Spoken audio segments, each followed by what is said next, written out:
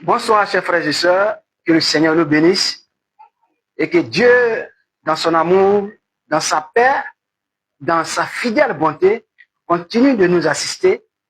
Et en pareille circonstance, où nous traversons des moments très difficiles, des temps de la fin, des prophéties qui s'accomplissent. Et nuit et jour, nous voyons des choses qui arrivent. Et cela nous interpelle chacun. Et sur ces choses dont la Bible a prédit qui vont arriver.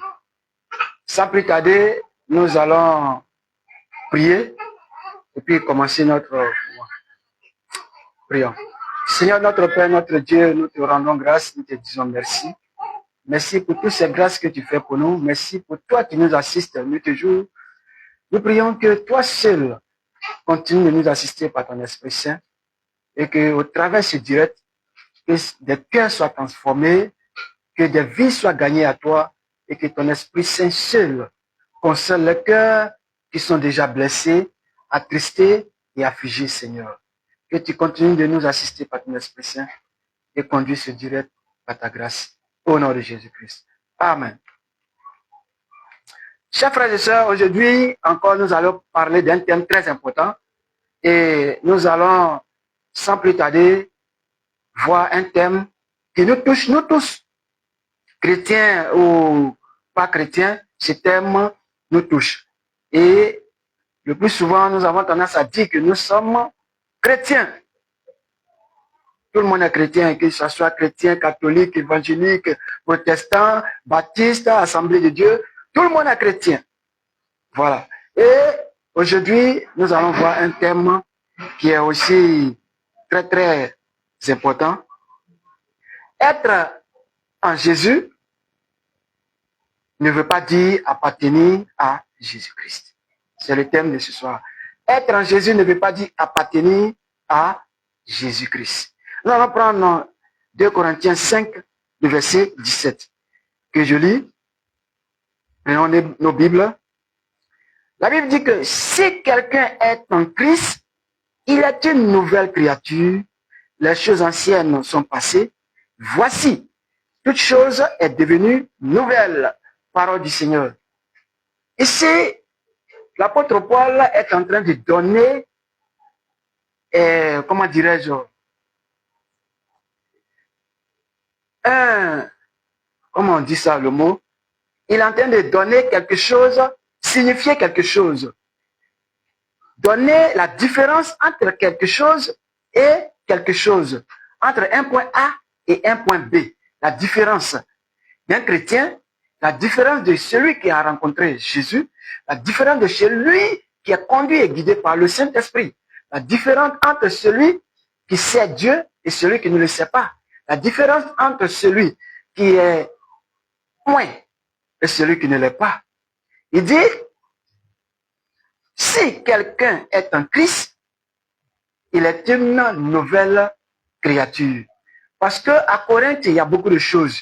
Il y a des sujets sur le divorce, sujets sur comment, parce que les femmes, beaucoup de femmes, comment est-ce que tenir le foyer, comment est-ce que se comporter, on peut se comporter en communauté, entre frères chrétiens, entre nous et les non-chrétiens, ainsi de suite, etc., etc. Et il dit, quand quelqu'un est en Christ, si quelqu'un vient en Christ, il est une nouvelle créature et les choses anciennes sont passées.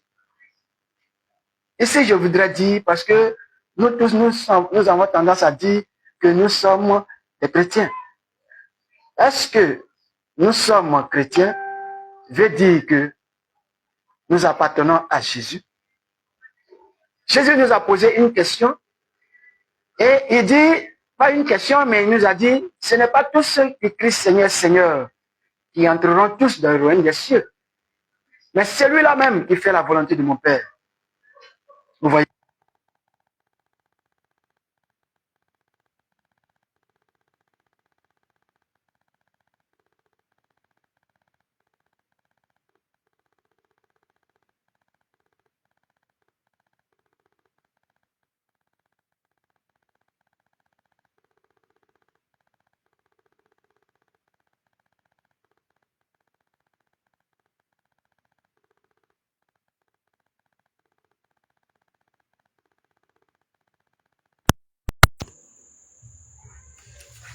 La Bible dit dans Éphésiens chapitre 5, le verset 1er, que soyez des imitateurs de Dieu comme des enfants bien-aimés. Chers frères et sœurs, je voudrais dire que si nous imitons Dieu, si nous appartenons réellement à Dieu, alors il y a des fruits qui devront sortir de nous. Il y a des fruits qui devront paraître, les fruits de l'esprit. Vous voyez, quand quelqu'un vient en Christ, si c'est un bagarreur, lorsqu'il est en Christ, il est une nouvelle créature. Les choses anciennes sont passées. Il ne se bagarre plus. Mais on a le plus souvent tendance à voir, on voit le plus souvent dans nos églises, dans nos communautés, des gens, des personnes, nous faisons 10 ans, 20 ans, 30 ans, 40 ans dans l'église et nous n'avons pas encore Jésus-Christ dans nos vies.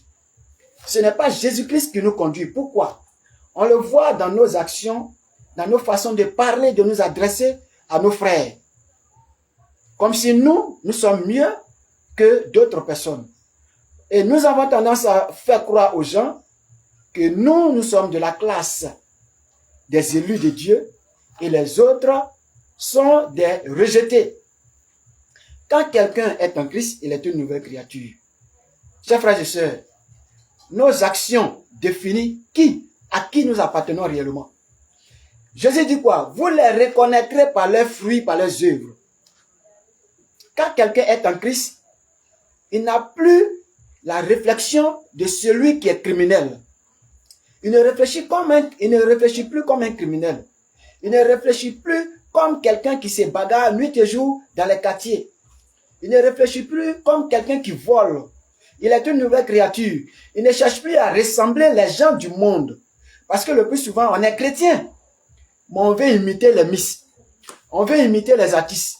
On veut imiter celui-là même qui n'a même pas la crainte de Dieu. On veut imiter, on ne sait même pas, lui, celui à qui nous voulons ressembler. Est-ce que nous savons à qui lui il veut ressembler? Celui à qui nous voulons ressembler là. Est-ce que nous savons à qui lui il veut ressembler? Le chrétien aujourd'hui a des idoles. Le chrétien aujourd'hui, quand je dis idole, c'est-à-dire il a quelqu'un qu'il préfère, qu'il aime plus, qu'il veut ressembler. Dans ce monde, que ce soit dans le milieu du showbiz, au milieu artistique, comédien, ainsi de suite, etc., etc. Parmi les ministres, parmi les présidents, ainsi de suite. Chacun veut chercher à ressembler à quelqu'un.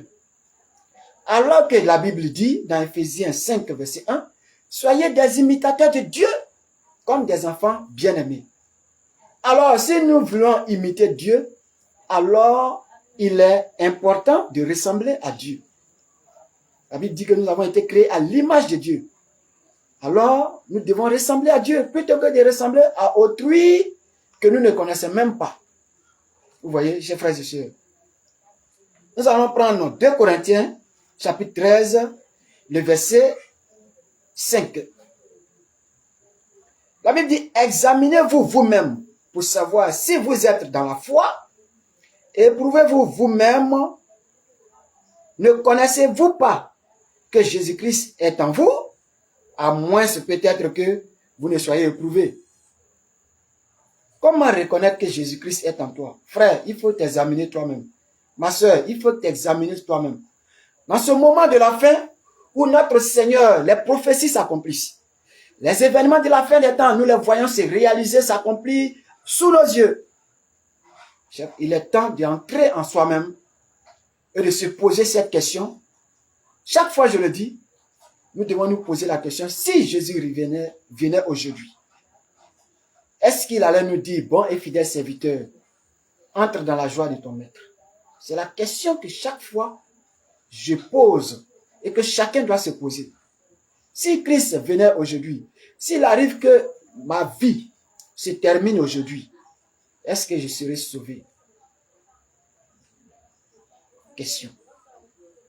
Bien-aimés, cherchons à ressembler à Christ. Cherchons à avoir une vie transformée. Une vie remplie de sagesse. On voit maintenant l'église. Les bagarreurs sont dans l'église. Les insolents sont dans l'église. Des anarcheurs sont dans nos églises aujourd'hui. Des gens qui exploitent leurs frères, ils sont aujourd'hui dans nos églises, dans nos fédérations.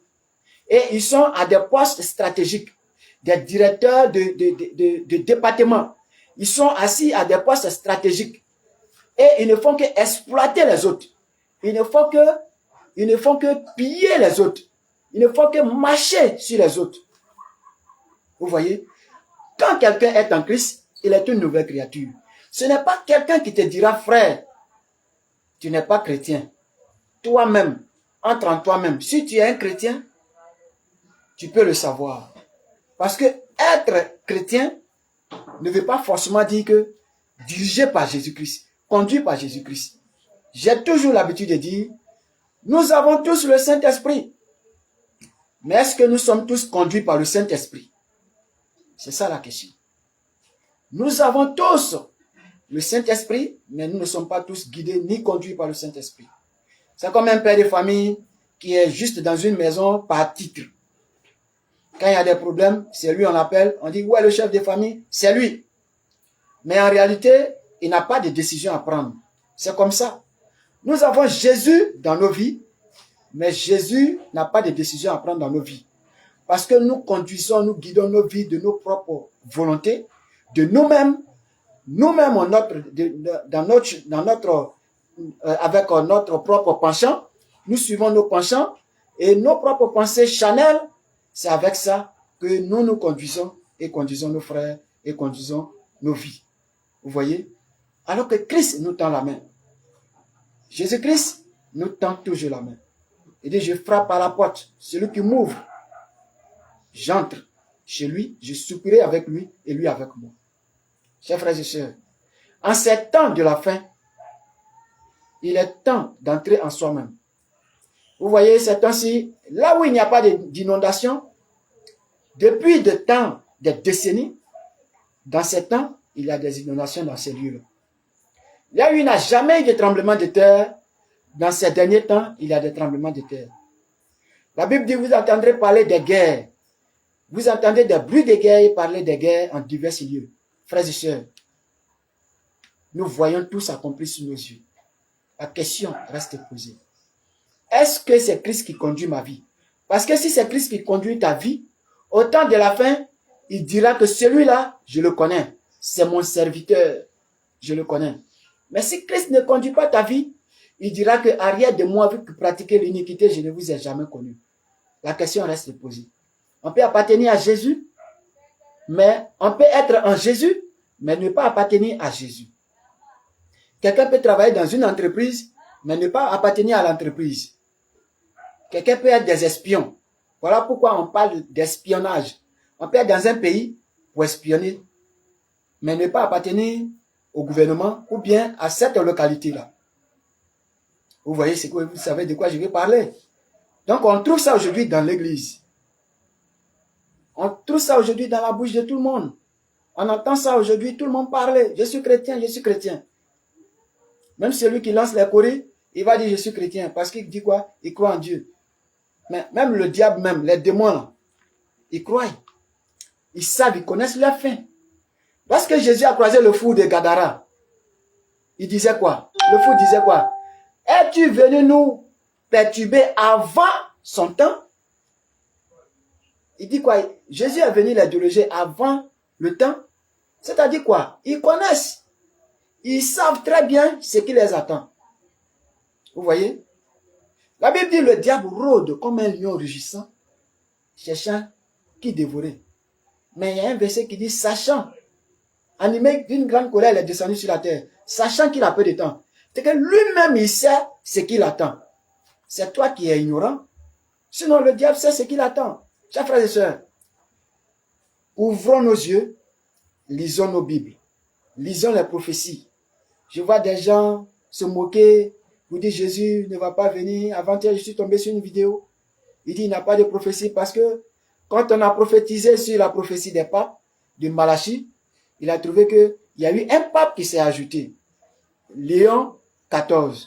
Donc pour lui, la prophétie n'aura pas lieu.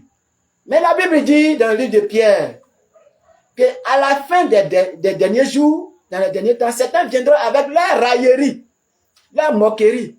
disons, où est votre avènement du Seigneur? Vous voyez? Déjà, c'est une prophétie qui s'est accomplie. Quelqu'un vient se moquer pour dire, où est l'avènement du Seigneur? Ils n'ont pas dit que c'est la prophétie, ça va prendre fin. Lisons les temps et analysons nos vies. Pour ne pas être, comment dirais-je, disqualifié ou surpris à la fin. Ce n'est pas parce qu'on a fait 10 ans, 20 ans, 30 ans dans l'église qu'on est choisi de Dieu. Les souverains sacrificateurs ont fait combien d'années à la tête de l'église? Mais lorsque Christ est venu, on sait tous ce qui s'est passé. On sait tous ce qui s'est passé. Vous voyez? On peut diriger une communauté, mais ne pas être loin du Seigneur. Que Dieu nous bénisse. Posons-nous cette question. À très bientôt. Shalom. Bonne nuit à vous.